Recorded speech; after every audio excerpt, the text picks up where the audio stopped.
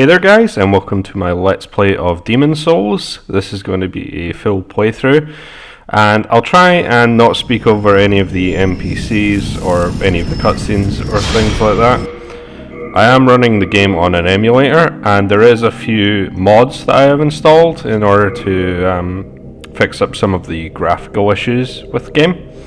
I'm going to list them all below in the description, as well as a 60 frames per second patch that was done recently. So the game should actually run a little bit smoother than it did on the original console, but I found that the emulated version does seem to run decently well. I'll let this intro cutscene play, and then we'll return with the tutorial. King Alant XII, by channeling the power of souls, brought unprecedented prosperity to his northern kingdom of Boletaria. That is, until the colorless deep fog swept across the land. Boletaria was cut off from the outside world, and those who dared penetrate the deep fog never returned. But Valarfax of the royal Twin Fangs broke free from the fog and told the world of Boletaria's plight. That the old King Alant had aroused the Old One, the great beast below the Nexus, from its eternal slumber, and that a colorless fog had swept in, unleashing terrible demons. The demons hunt down men and claim their souls. Those who lose their souls also lose their minds. The mad attack the sane, and chaos reigns. Valarfax spoke of the enticing power of the demon souls. Each time a demon claims a human soul, the demon's own soul is invigorated by the life force, and the power of a mature demon soul is beyond human imagination. The legend spread quickly. Mighty warriors were drawn to the accursed land, but none have returned. Bjor of the Twin Fangs,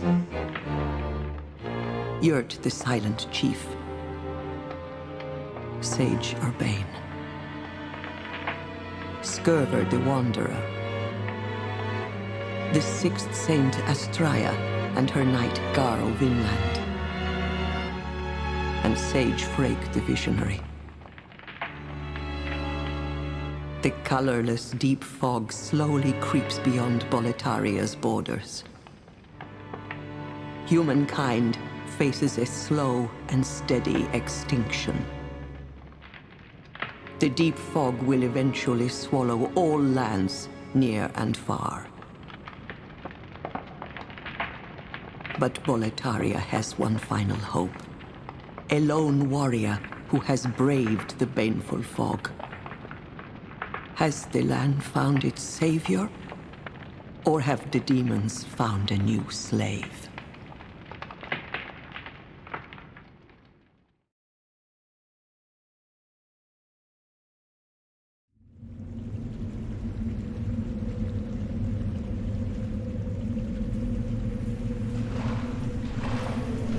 Brave soul who fears not death. I shall guide you.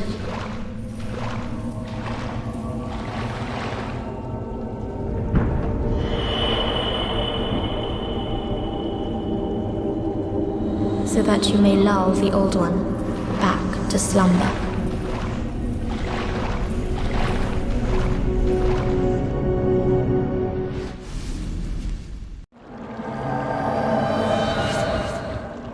So, tutorial time.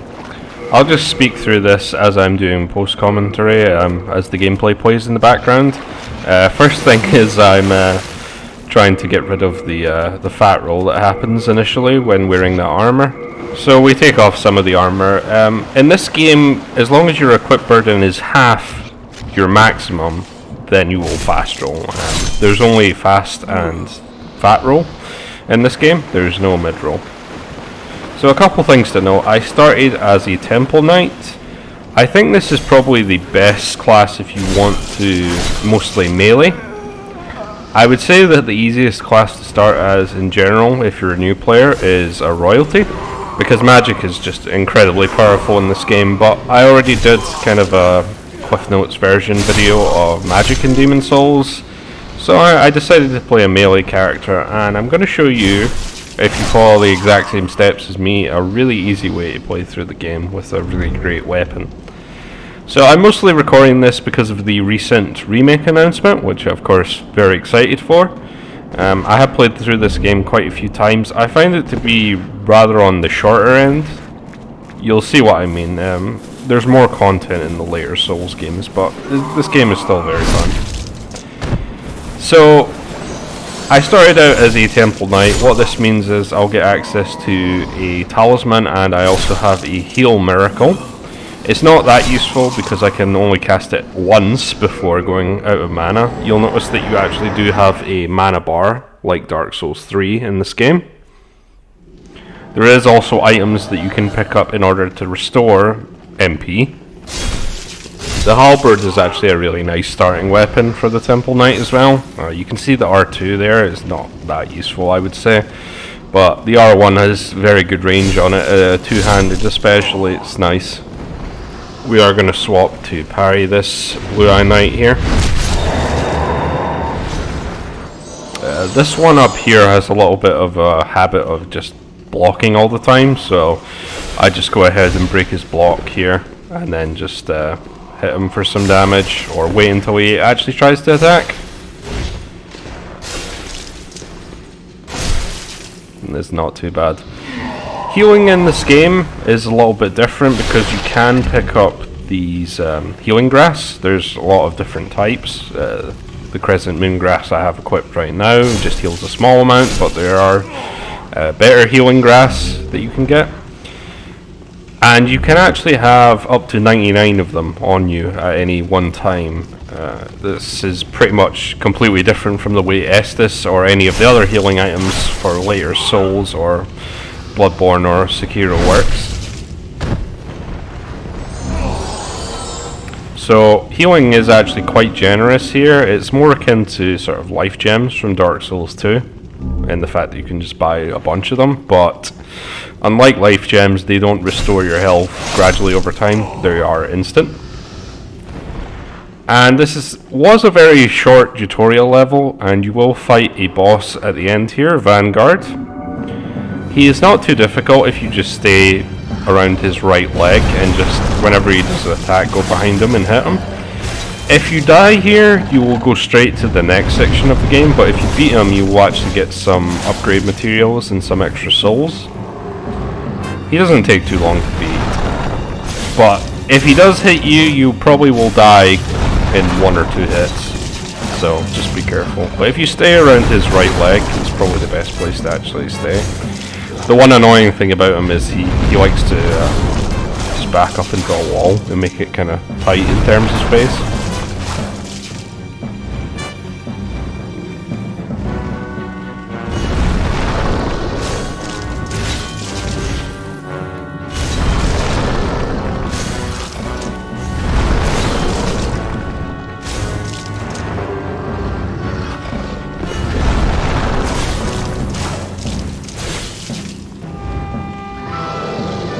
But as you can see, he has a very limited moveset. He only has a few abilities. You want to get out of range when he jumps up because there is a shockwave when he lands, but aside from that, it's a very simple fight. But it does get you some early upgrade materials, which is always useful to get. The souls, you get 500 souls from killing them, but it's not really a big deal. One thing I should mention that's interesting about Demon Souls is the fact that there are armor sets that are only wearable by either male or female, so they are locked to a certain gender. None of the other games did that, as far as I know, but that does mean that there are certain benefits. For example, female characters can pick up the silver bracelets later on, and they give you 10% more souls in general when you have them equipped. So, and there are some differences between armor sets males and females can get.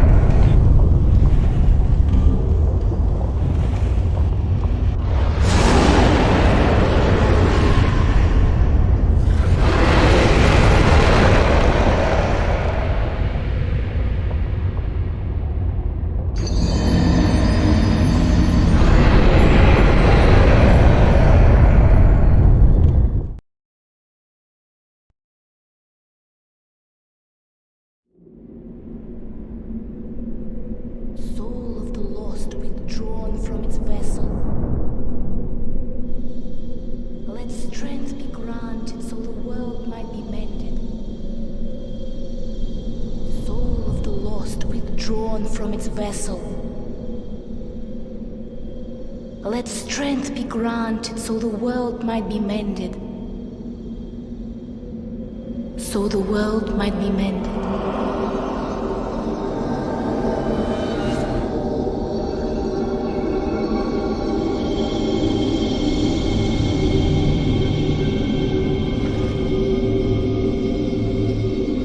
This is the Nexus. It holds together the northern land of Boletarian.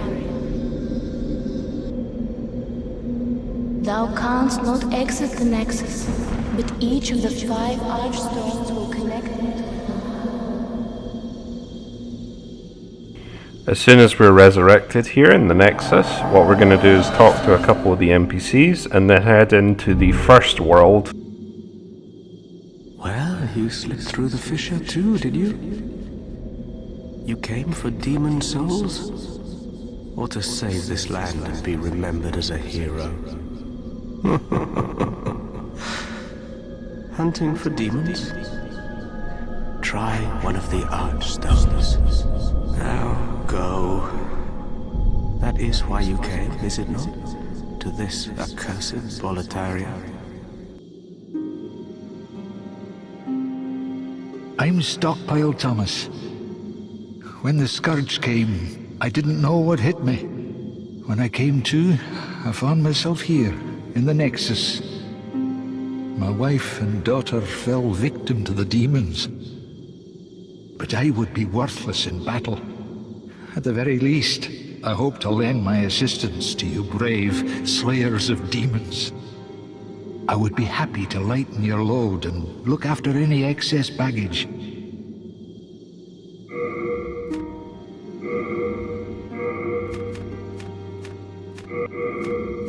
Rest assured, your goods are safe and sound with me. Best of luck to you.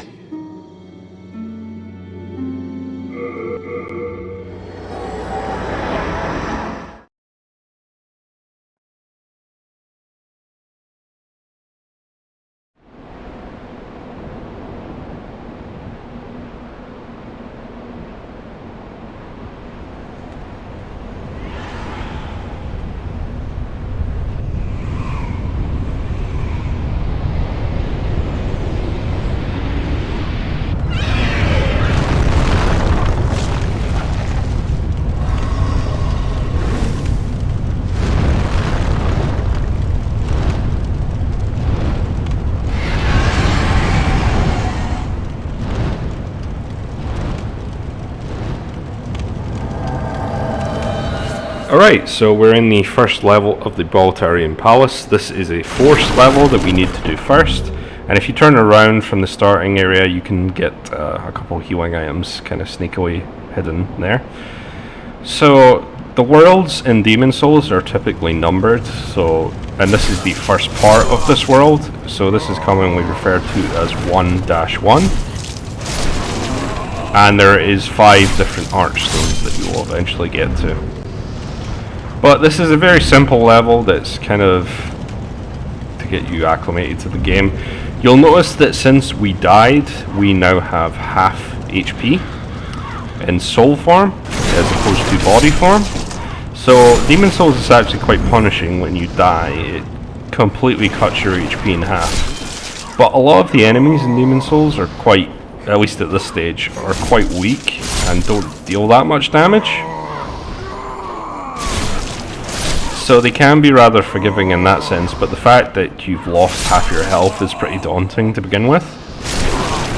And you're going to see me use that running attack on the halberd quite often because it's really useful. Especially to interrupt enemies like that. Even, you can see it here, you can even hit enemies above you. Slightly above you at least. So the halberd's a really nice starting weapon. So Temple Knight is generally just a good choice in general. I haven't talked much about the stats yet, so I'll just go over those now. There is Vitality, which increases your HP. It also increases the item burden, and I'll get into that eventually because I did deposit stuff at Stockpile Thomas in the Nexus. And basically what item burden is you can only carry so much in this game. This is not equip burden, this is what you can pick up. So you need to routinely actually deposit stuff to Stockpile Thomas, which is a little annoying, and that was pretty much removed from all future games. There is intelligence, which increases the amount of MP that you have, and it also increases the amount of spell slots that you have specifically for magic or sorcery. There is endurance, which increases your stamina, your equip weight. It also gives you some resistances for like poison and bleed and fire resistance, I believe. Strength is for strength weapons, obviously. It just increases your damage with strength based weapons. Dexterity increases your damage with dexterity based weapons and also reduces the amount of damage you take from falling. Magic will just increase the power of your magic spells. You remember that you will still need intelligence in order to get spell slots for magic. Faith will give you miracle power, and it will also give you magic defense, and it will also give you separate miracle slots, because sorcery and miracle spell slots are actually separate in this game. And then there is luck, which will increase your item drop rates, and that's about it. I think I covered everything.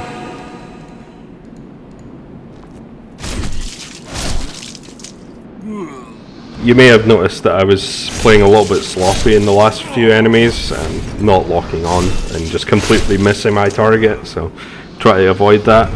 And here is the classic rolling barrel trap, although it's a steel bottle in this case, I guess, that we've seen in other games. There's also a few references that are in the Dark Souls Undead Burg. For example, there is a section here that you drop down to get a crossbow and 16 bolts. You get the exact same item drop in Dark Souls. There may have been other things I've not noticed previously as well. So we are going to skip a bit of this area to do some cheese strats in order to get the weapon that I want to be using for the entirety of the playthrough early. If you're completely new to the game and want to do every NPC's questline, I would suggest not doing this because we are going to cut one short here. You can leap over certain walls in this game, but it never really makes clear which ones you can and can't go over. That was a bold jump. A surprise indeed. Well, now that you are here, pray thee, fend off these dreglings. What on earth are you doing? So obviously, normally you aren't meant to attack this guy here. This is Ostrava. And I also picked up the Thieves Ring there, which is an extremely useful ring that basically cloaks your presence so that enemies won't see you from further distances. We're going to be using that a lot. It's just one of the best rings in the game, actually. But this is the quest line that I'm going to cut short in order to get the weapon that I want to use. And normally you see Ostrava throughout the Boletarian Palace levels, and you save him multiple times, and you will see him at the end. But in this case, we actually need the key that he drops. But the problem here is there's something called character tendency in this game, which will affect the amount of damage we can do with the weapon that I want to pick up. So what we're going to do instead is we're going to push Ostrava into the fire here. The reason for doing this is if he dies to enemies, or if he dies to environmental damage, like taking fire damage here, the game will think that he died himself and that I didn't kill him. So it's a bit of a cheese strat here. Normally you wouldn't kill him at all, like I mentioned, but since I am doing a little bit of cheese here at the start of this playthrough to use a certain weapon, I think it's alright. I'm not going to be using any sort of exploits in this playthrough, aside from doing a little bit of cheesy strats at the beginning here. I'm not going to be duping anything, which is a common thing you can do really easily. So I'm not going to use that glitch at all. Which is a little bit annoying because there is items that return you to body form, and they're relatively rare. And we're going to need to be in body form sometimes in order to affect a different thing that's called world tendency. I might go into both the character and world tendency concepts a bit later, but they are rather abstract and also fairly complicated, so I don't know how well I can actually explain them. I will do my best. But right now, we're just wanting to clear these enemies. I always get hit by their jumping attacks, the Dreglings here.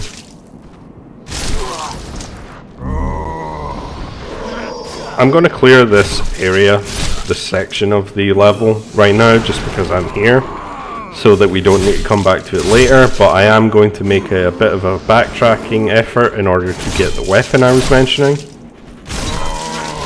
So on the differences between male and female armor sets, we're going to get a male exclusive armor set as well. It's generally considered one of the best in the game. There are certain armor sets that will actually reduce the amount of stamina that you recover every second. So generally you want to use, if you're a melee character, you want to use something that's relatively light. Armor in this game isn't particularly amazing in general. It won't protect you very much. Armor is a lot better in Dark Souls in terms of like actual reduction numbers. In this, it's mostly for fashion, and it might save you a couple points of damage. It's not super important. You also can't upgrade armor in this game, only weapons.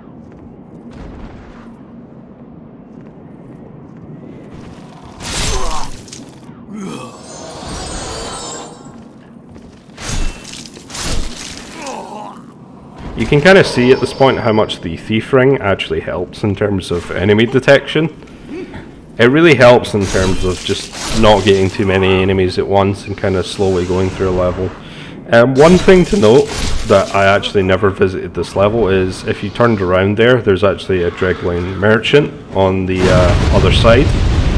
He doesn't really sell anything that I'm concerned about, so I just completely skip him. But he has a few minor weapons. I think he sells like the wing spear, which is actually a pretty decent weapon. But what we're interested in is going back over to this side of the area. Aside from a couple more enemies to kill, there is the red-eyed knight at the end here, which is an extremely annoying enemy that can kill you very, very easily if you just completely drop your guard. So I would suggest having a good shield for this, although not every class actually starts with a decent shield. But you're definitely going to want to block his first attack. So what I'm going to do here pretty much is block his attack and then try and go for a backstab. And then I get it this time. Backstabs in this game can be a little finicky, and we can also do like chain backstabs as well, which we might see a bit later on. So after we do this, we do it once again, works fine, and then I think this combo actually takes him out. Not too bad. He is kind of difficult to take out normally if you're not blocking his attacks, because he can just kill you in one hit basically at this level. So what we're actually interested in, after using that key, is this NPC over here. Thou who seeketh the king's sword, I am the old king. Show me thine strength, and the strength of thine souls. Prepare thyself, brave knight.